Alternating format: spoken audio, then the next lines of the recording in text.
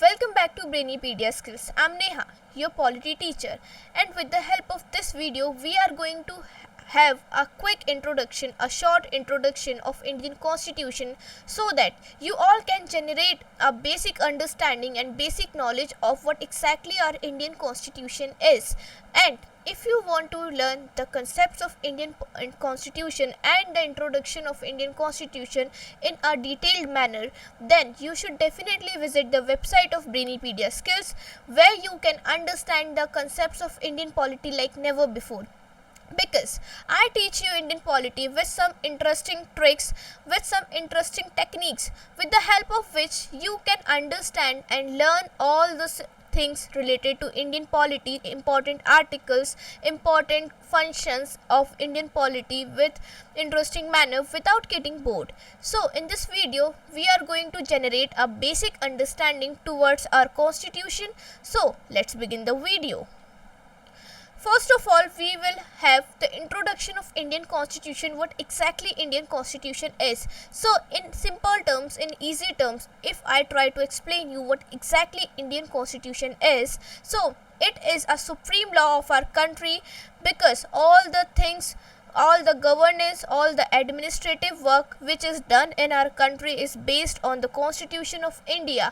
हमारी country में कोई भी law, rule, regulation अगर इम्प्लीमेंट किया कराया जाता है, किस तरीके से गवर्नेंस होना है, किस तरीके के काम होने चाहिए, किस तरीके की गवर्निंग बॉडीज़ होंगी, प्राइम मिनिस्टर के वर्क क्या होने वाले हैं, प्रेसिडेंट के फंक्शंस क्या होने वाले हैं, पावर्स क्या होने वाले हैं, किस तरीके से इलेक्शंस होंगे, कितने टर्म्स एंड टेन्योर्स में इलेक्शंस होंगे, एंड इलेक्टेड पीपल जो हैं वो हमारे लिए किस तरीके से वर्क करेंगे, उनके क्या पावर्स होने वाले हैं, क्या फंक्शंस होने वाले हैं, हमारी कंट्री को किस तरीके से गवर्न किया जाने वाला है, ये सारी ही इंफॉर्मेशन हमें कॉन्स्टिट्यूशन के अंदर देखने को मिलती है. Being a citizen of India, आपके और मेरे क्या फंडामेंटल राइट्स होंगे, क्या फंडामेंटल ड्यूटीज़ होंगी, हमारे पास कौन कौन से राइट्स हैं, या फिर हमारी जो गवर्नमेंट है वो किस तरीके से वर्क करेगी, कौन कौन से पावर्स एंड फंक्शंस गवर्नमेंट के होने वाले हैं, ये सारी ही इंफॉर्मेशन हमें कॉन्स्टिट्यूशन में देखने को मिलती है. It provides a framework that defines the political principles. ये हमारे पॉलिटिकल प्रिंसिपल्स को डिफाइन करता है, एक स्ट्रक्चर बनाता है पावर्स का, जिसके द्वारा हमारी कंट्री में गवर्नेंस होने वाला है. एंड ये हमें ये भी बताता है कि जो हमारे गवर्नमेंट इंस्टीट्यूशंस हैं, जो हमारी गवर्नमेंट होने वाली है, गवर्निंग बॉडीज़ होने वाली हैं, या वो सारी ही एंटिटीज़ जो इंडिया में गवर्न करने वाली हैं, इंडिया में एडमिनिस्ट्रेशन को आगे लेके जाने वाली हैं, उनके क्या ड्यूटीज़ होने वाले हैं, क्या फंक्शंस होने वाले हैं, और क्या पावर्स को वो आगे चल के होल्ड करने वाले हैं. And it also describes us about our fundamental rights and our fundamental duties. ये हमें हमारे फंडामेंटल राइट्स और हमारी फंडामेंटल ड्यूटीज़ के बारे में भी बताता है. बेसिकली जो इंडियन कॉन्स्टिट्यूशन है उसमें ही सारी इन्फॉर्मेशन मेंशन होती है कि हमारी कंट्री में एडमिनिस्ट्रेशन कैसे होने वाला है, कंट्री किस तरीके से गवर्न करने वाली है, अगर कंट्री में कोई गवर्नमेंट है तो उस गवर्नमेंट की क्या ड्यूटीज़ होंगी, क्या फंक्शंस होंगे, क्या पावर्स होंगे, एंड कंट्री में रहने वाले जो सिटीजन्स हैं उनके क्या फंडामेंटल राइट्स होंगे, being a citizen of India उनकी क्या फंडामेंटल ड्यूटीज़ होने वाली हैं. ये सारी ही इंफॉर्मेशन हमें यहाँ पे अपने कॉन्स्टिट्यूशन के अंदर देखने को मिलती है. चलिए नेक्स्ट आगे बात करते हैं. बेसिक रफ आइडिया अगर हम बात करें कि हमारे कॉन्स्टिट्यूशन जो था उसका अडॉप्शन कब हुआ, तो देखिए इसकी जो ड्राफ्टिंग थी, यानी कि कॉन्स्टिट्यूशन को बनाना स्टार्ट किया गया था 9 दिसंबर 1946 में, और इसे हमने अडॉप्ट किया फॉर्मली ऑन 26 नवंबर 1949 में. लेकिन it came into effect on 26 जनवरी 1950, जिसे हम आज भी रिपब्लिक डे के नाम से सेलिब्रेट करते हैं. अब मैं इस चीज़ को थोड़ा एलैबोरेट करना चाहूँगी. जो ड्राफ्टिंग बिगेन हुई, मतलब कॉन्स्टिट्यूशन का जो बनना स्टार्ट हुआ जिस दिन से, वो था 9 दिसंबर 1946. एंड वो बॉडी जिसने कॉन्स्टिट्यूशन की फ्रेमिंग करी उसे हम कॉन्स्टिट्यूएंट असेंबली के नाम से जानते हैं. एंड 9 दिसंबर 1946 को कॉन्स्टिट्यूएंट असेंबली की बहुत ही पहली मीटिंग हुई. It was the first meeting day of constituent assembly, जिस दिन से उन्होंने कॉन्स्टिट्यूशन की फ्रेमिंग को स्टार्ट किया था. एंड इसे उन्होंने अडॉप्ट किया 26 नवंबर 1949 को, जिसे हम आज भी कॉन्स्टिट्यूशन डे के नाम से या फिर लॉ डे के नाम से सेलिब्रेट करते हैं.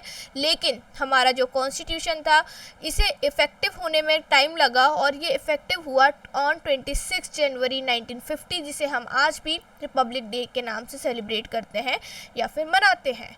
चलिए ये तो हो गई बेसिक इन्फॉर्मेशन, कब अडॉप्ट हुआ, कब इनेक्ट इनेक्ट हुआ, कब से बिगनिंग स्टार्ट हुई इन सारी ड्राफ्टिंग की।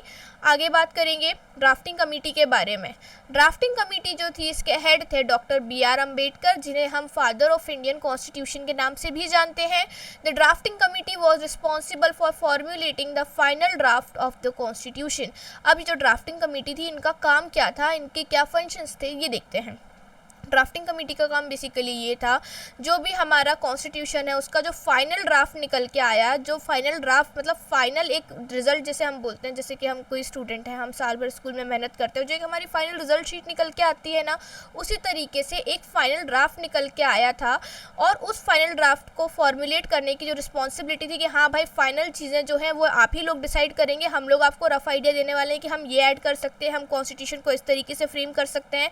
जो बाकी के मेंबर्स थे, जो बाकी की और कमिटीज़ थी, उन्हें अलग अलग क्राइटेरिया डिवाइड कर दिया गया था कि भाई आप इस चीज़ को ध्यान में रखिए, आप इस चीज़ पे काम कीजिए, आप इस चीज़ पे काम कीजिए। और वो सभी लोग मिलके अपने जो ड्राफ्ट्स होते थे वो ड्राफ्टिंग कमेटी को दिखाते थे कि भाई देखिए हमने ये चीज़ें डिसाइड करी हैं, अब उसमें से कौन सी चीज़ को रखना है, कौन सी चीज़ को बाहर छोड़ना है, ये काम हुआ करता था ड्राफ्टिंग कमेटी का।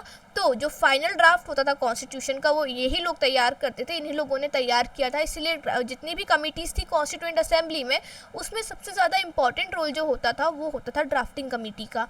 इसीलिए इसके जो चेयरमैन हैं उनका नाम भी याद रखना ज़रूरी हो जाता है। इसके चेयरमैन का नाम था डॉक्टर B.R. अम्बेडकर, जिन्हें हम फादर ऑफ इंडियन कॉन्स्टिट्यूशन के नाम से भी जानते हैं। अब ऐसी कमेटी जिसने फाइनल ड्राफ्ट तैयार किया है हमारे कॉन्स्टिट्यूशन का, उसे हमने क्या बोल दिया, ड्राफ्टिंग कमेटी बोल दिया। आसान है याद रखना। और इनके जो हेड थे, जो चेयरमैन थे, उनका नाम क्या था, डॉक्टर B.R. अम्बेडकर। ये भी आप याद रख सकते हैं, काफ़ी फेमस नाम है, काफ़ी फेमस पर्सनालिटी रहे हैं, इन्होंने इंडियन पॉलिटी में काफ़ी ज़्यादा योगदान दिया। चलिए आगे बात करेंगे। The Indian constitution is the longest written constitution in the world. अब जो हमारा इंडियन कॉन्स्टिट्यूशन है दुनिया का सबसे लंबा रिटन कॉन्स्टिट्यूशन है। इतना डिटेल में, इतनी डेप्थ में कोई भी रिटन कॉन्स्टिट्यूशन हमें दुनिया में दूसरा देखने को नहीं मिलता। इनिशियली जब हमारा कॉन्स्टिट्यूशन इनेक्ट हुआ था, कॉन्स्टिट्यूशन जब लाया गया था, इंट्रोडक्शन हुआ था कॉन्स्टिट्यूशन का, उस टाइम पे हमें इसमें 395 आर्टिकल्स, 22 पार्ट्स एंड 8 शेड्यूल्स देखने को मिलते थे। लेकिन अगर हम बात करें प्रेजेंट डे सिनेरियो में, तो हमें 480 plus articles, 25 parts and 12 schedules को देखा जा सकता है हमारे इंडियन कॉन्स्टिट्यूशन में। अब आप अगर यहाँ पे ध्यान से देखें, नंबर ऑफ पार्ट्स भी इंक्रीज़ हुआ है, नंबर ऑफ आर्टिकल्स भी इंक्रीज़ हुआ है एंड नंबर ऑफ शेड्यूल्स भी इंक्रीज़ हुआ है, जो कि क्या दर्शाता है, क्या शो करता है कि हमारा जो इंडियन कॉन्स्टिट्यूशन है ना, ये फ्लेक्सिबल है। मतलब टाइम के अकॉर्डिंग हमारा कॉन्स्टिट्यूशन क्या होता जाता है, चेंज होता जाता है।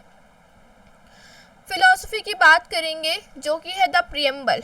अब ये जो प्रियम्बल है ना, ये एक इंट्रोडक्शन की तरह वर्क करता है हमारे कॉन्स्टिट्यूशन में।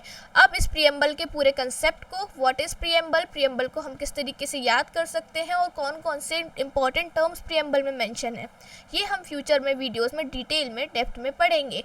पर अभी एक आइडिया हम यहाँ पे समझ लेते हैं कि प्रियम्बल क्या है। प्रियम्बल को आप इस तरीके से समझ सकते हैं कि ये एक हमारे कॉन्स्टिट्यूशन का इंट्रोडक्शन है, जो कि हमारे कॉन्स्टिट्यूशन की कोर वैल्यूज़ और गोल्स को हाईलाइट करता है।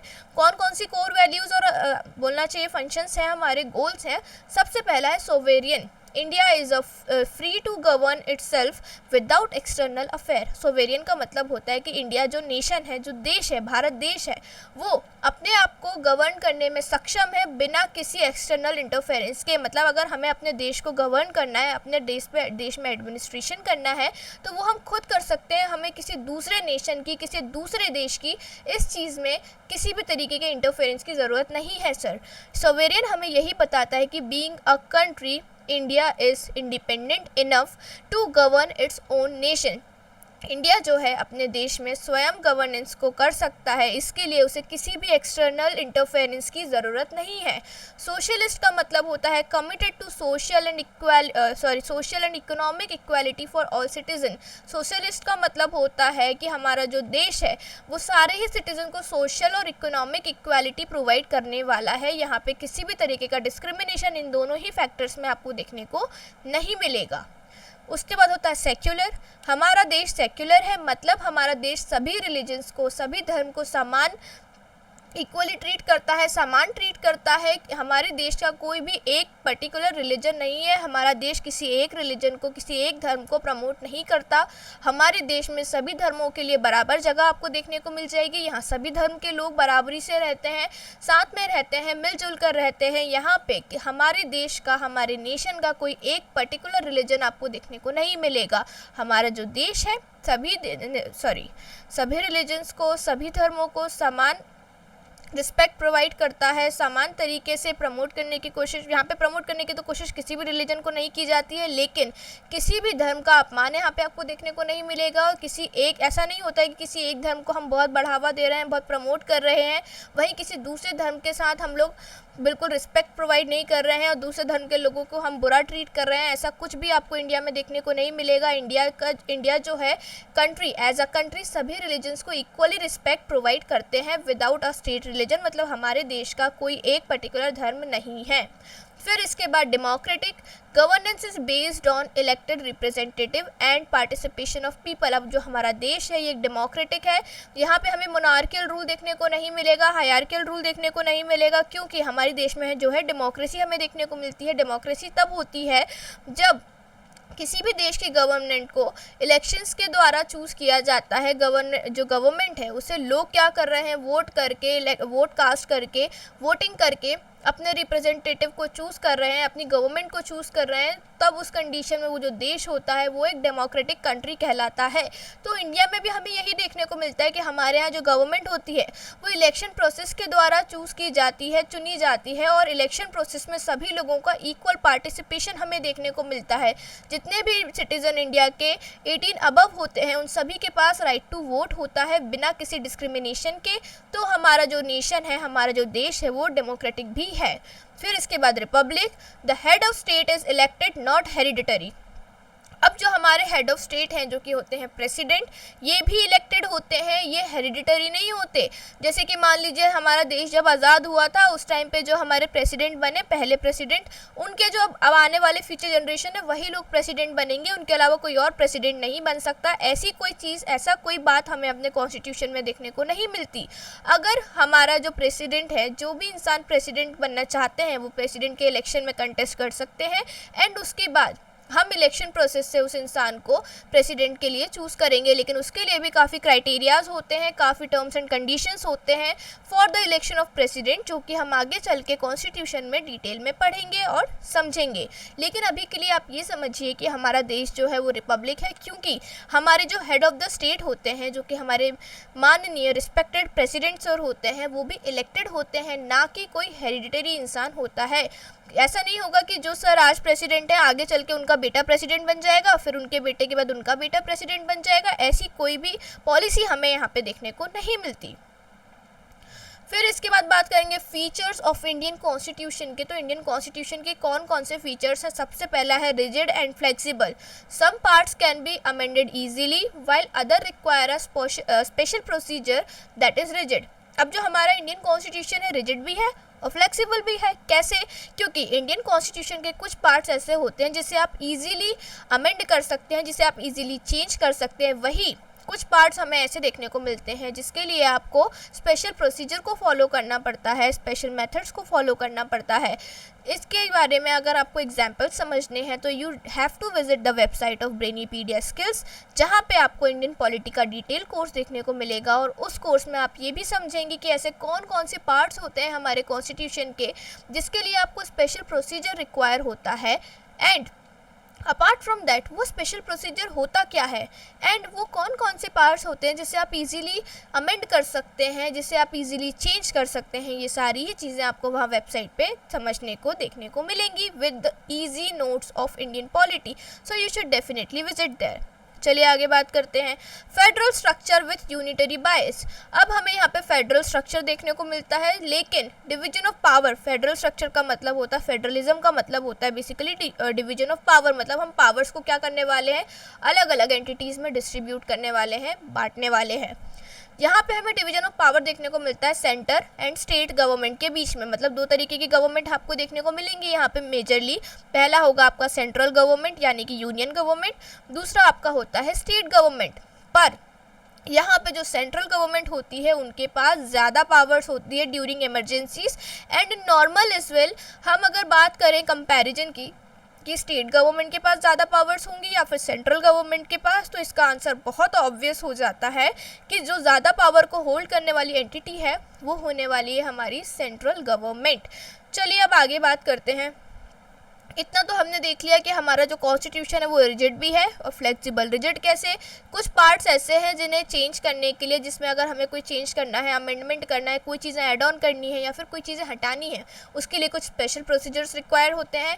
वहीं हमारे कॉन्स्टिट्यूशन के कुछ पार्ट्स ऐसे होते हैं जिसमें अगर हमें अमेंडमेंट करना है, कोई चेंजेस करने हैं, कोई नई चीज़ें ऐड ऑन करनी है या फिर किसी एग्जिस्टिंग चीज़ को, किसी एग्जिस्टिंग आर्टिकल को, प्रोविजन को हमें हटाना है, तो वो आसानी से हम हटा सकते हैं। फिर हमने दूसरा जो फीचर है वो ये बात करी कि यहाँ पे हमें फेडरल स्ट्रक्चर देखने को मिलता है, लेकिन फेडरल स्ट्रक्चर में जो यूनियन गवर्नमेंट है, जो सेंट्रल गवर्नमेंट है, वो हमें ज़्यादा पावरफुल देखने को मिलती है as compared to the state government.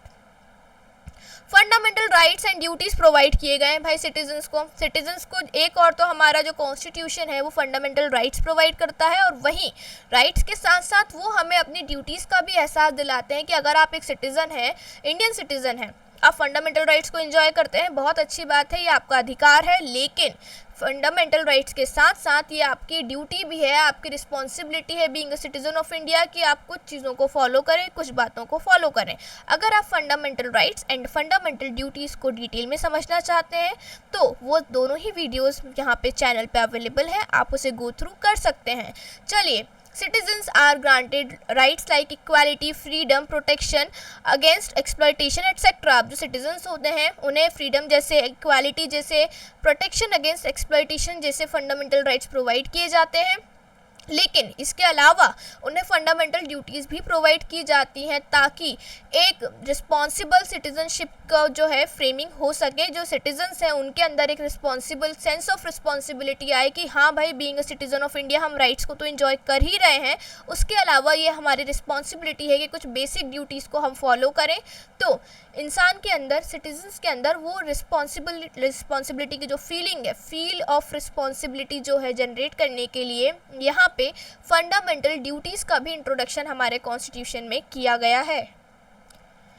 Next हम बात करेंगे सोर्स ऑफ इंस्पिरेशन। आप सभी जानते हैं हमारे इंडियन कॉन्स्टिट्यूशन को हम बैग ऑफ बोरोइंग भी बोलते हैं। बैग ऑफ बोरोइंग इसीलिए क्योंकि जब कॉन्स्टिट्यूएंट असेंबली हमारे कॉन्स्टिट्यूशन का फ्रेमिंग कर रही थी, कॉन्स्टिट्यूशन को फ्रेम कर रहे थे, उस टाइम पे जो मेंबर्स ऑफ कॉन्स्टिट्यूएंट असेंबली थे वो लोग अलग अलग देशों में गए, और अलग अलग देशों में जाने के बाद उन्होंने अलग अलग देशों के कॉन्स्टिट्यूशंस को समझा, परखा, और वहाँ से जो अच्छी बातें लगी, जो गुड प्रोविजंस थे अलग अलग कॉन्स्टिट्यूशंस के, उन्हें वहाँ से उठा के हमारे कॉन्स्टिट्यूशन में ऐड ऑन किया गया ताकि हमारे कॉन्स्टिट्यूशन को बेहतर से बेहतर बनाया जा सके। जैसे कि कुछ एग्जांपल्स यहाँ पे आपको देखने को मिलेंगे। हमारे यहाँ का जो पार्लियामेंट्री सिस्टम है वो यूनाइटेड किंगडम के कॉन्स्टिट्यूशन से अडॉप्ट किया गया है। अगर हम बात करें कॉन्सेप्ट ऑफ फंडामेंटल राइट्स, तो वो हमने यूनाइटेड स्टेट ऑफ अमेरिका के कॉन्स्टिट्यूशन से अडॉप्ट किए हैं। बात करेंगे directive principles of state policies, तो वो हमने आयरलैंड से लिए हैं। बात करेंगे federal structure, division of power, वो हमने कनाडा से अडॉप्ट किया है। देन हो जाता है इमरजेंसी प्रोविजंस, तो जो इमरजेंसी प्रोविजंस हैं वो हमने जर्मनी से लिए हैं। अगर हम बात करेंगे फंडामेंटल ड्यूटीज़ की, तो फंडामेंटल ड्यूटीज़ हमें जो यूएसएसआर है या फिर जो रशिया है वहाँ से हमने फंडामेंटल ड्यूटीज़ के कंसेप्ट्स को अडॉप्ट किया है। नेक्स्ट बात करेंगे हम लोग अमेंडमेंट्स की। अमेंडमेंट्स भी हमें अपने कॉन्स्टिट्यूशन में देखने को मिलते हैं। अमेंडमेंट का अगर मैं बात करूँ सिंपल टर्म में, मतलब क्या निकलता है, मतलब हम कुछ चेंज करने वाले हैं अपने कॉन्स्टिट्यूशन में, या तो कुछ नया ऐड करेंगे या तो किसी एग्जिस्टिंग चीज़ को हम अपने कॉन्स्टिट्यूशन से हटाने वाले हैं। देखिए, the constitution is a living document. अब हमारे कॉन्स्टिट्यूशन को एक लिविंग डॉक्यूमेंट माना जाता है। क्यों? क्योंकि जैसे कोई लिविंग बीइंग होता है, फॉर एग्जाम्पल आप या फिर मैं, हम लोग टाइम के साथ चेंज होते हैं। जैसे जब हम बच्चे होते हैं तो हमारा फिजिक कुछ और होता है, हमारा वे ऑफ टॉकिंग अलग होता है, हमारा अंडरस्टैंडिंग लेवल अलग होता है, हमारे जो नॉलेज स्किल्स होते हैं, ओवरऑल हर चीज़ अलग होती है। पर जैसे जैसे हम ग्रो करते हैं टाइम के साथ हम भी चेंज होते हैं, right. Way of talking change होता है। जैसे जैसे आप और मैं बड़े होते जाते हैं लाइफ में, हम और ज़्यादा मैच्योर होते जाते हैं और ज़्यादा सीरियस होते जाते हैं। बेसिकली हम अपने आप को टाइम के अकॉर्डिंग चेंज करते रहते हैं। जैसी नीड होती है वैसे हम अपने आप को चेंज करते हैं। तो वैसा ही कुछ है हमारा कॉन्स्टिट्यूशन। हमारा जो इंडियन कॉन्स्टिट्यूशन है ये भी समय के साथ, समय के अनुसार चेंज होता रहता है। जिस तरीके की नीड्स होती हैं, जिस तरीके की रिक्वायरमेंट्स होती हैं, वैसे चेंजेस हमें यहाँ अपने इंडियन कॉन्स्टिट्यूशन में देखने को मिल जाते हैं। It has been amended multiple times to reflect changing societal needs. अब हमारे कॉन्स्टिट्यूशन को मल्टीपल टाइम्स अमेंड कर चुके हैं हम, आज तक बहुत सारे चेंजेस आ चुके हैं। जब ये इनेक्ट हुआ था, जब स्टार्टिंग हुई थी कॉन्स्टिट्यूशन की 26 जनवरी 1950 को लेकर अभी तक अगर हम बात करें, यहाँ पे मल्टीपल अमेंडमेंट्स हो चुके हैं। बहुत सारी नई चीज़ों को ऐड किया गया, कई सारी चीज़ों को कॉन्स्टिट्यूशन से हटाया गया क्योंकि अब उनकी हमारी सोसाइटी में और ज़्यादा ज़रूरत नहीं थी। जिन चीज़ों की ज़रूरत थी उन्हें ऐड किया गया और कुछ पुरानी चीज़ें जिनकी अभी इंडियन सोसाइटी को प्रेजेंट डे सिनेरियो में कोई रिक्वायरमेंट नहीं थी, कोई नीड नहीं थी, उन चीज़ों को यहाँ से बाहर भी निकाला गया। अगर हम बात करें सबसे पहला अमेंडमेंट, सबसे पहली बार हमें अपने कॉन्स्टिट्यूशन में चेंज कब देखने को मिला, तो वो मिला था इन द ईयर 1951। अब आज तक का सबसे फेमस कॉन्स्टिट्यूशनल अमेंडमेंट एक्ट जो रहा है वो है 42nd कॉन्स्टिट्यूशनल अमेंडमेंट एक्ट, जो कि 1976 में आया। अब इस अमेंडमेंट एक्ट को मिनी कॉन्स्टिट्यूशन के नाम से भी जाना जाता है और इसके जो प्रोविजंस हैं वो काफ़ी डिटेल्ड हैं। और ये जो अमेंडमेंट एक्ट रहा ये अपने आप में काफ़ी फेमस और काफ़ी बड़ा एक्ट है। इसके लिए हम अलग से एक क्लास में डिस्कशंस रखेंगे जहाँ पे हम 42nd कॉन्स्टिट्यूशनल अमेंडमेंट एक्ट को डिटेल और डेप्थ में समझेंगे। अभी के लिए जो इंपॉर्टेंट की पॉइंट्स हो जाते हैं वो ये है कि इस अमेंडमेंट एक्ट ने हमारे प्रियम्बल में वर्ड सोशलिस्ट एंड सेक्युलर को ऐड किया। इसके पहले हमारे प्रियम्बल में हमें ये दोनों ही वर्ड्स देखने को नहीं मिलते थे, लेकिन 42nd कॉन्स्टिट्यूशनल अमेंडमेंट एक्ट ने इन दोनों ही वर्ड्स को हमारे कॉन्स्टिट्यूशन में ऐड ऑन किया। So thanks for watching. आज की क्लास के लिए यही इन्फॉर्मेशन आपके लिए थी कि हमने यहाँ पे समझा कि हमारा जो कॉन्स्टिट्यूशन है उसका बेसिक स्ट्रक्चर क्या है, क्या फ़िलॉसफी है, कब एडॉप्शन हुआ, एंड अपार्ट फ्रॉम दैट हमने बेसिकली अपना कॉन्स्टिट्यूशन का एक जो सिंपल आइडिया हो सकता है, सिंपल वे में इंट्रोडक्शन हो सकता है, वो मैंने आपको समझाया।